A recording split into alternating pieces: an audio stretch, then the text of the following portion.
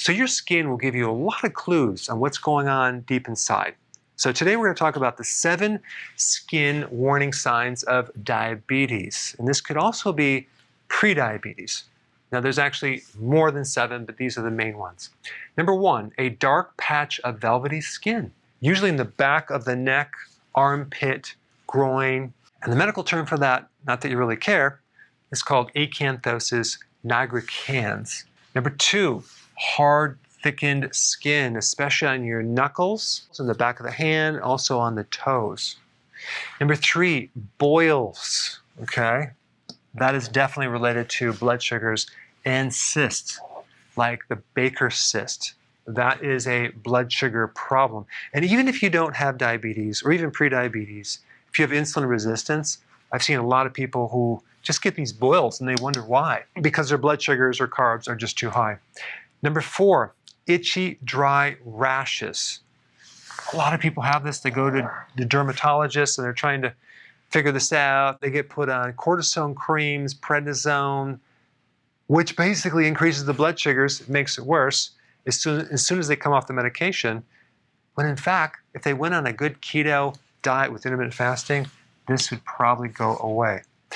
Bedsores, and this mainly has to do with the effect of high sugar on your circulation, to your vascular system, to the capillaries, and to the skin. Number 6, skin tags. And a skin tag really comes from a virus. And so being a diabetic puts you at risk of having these viruses come out of remission and creating skin tags. And 7, red or brown spots on the lower legs or your shin. That's called a diabetic dermopathy.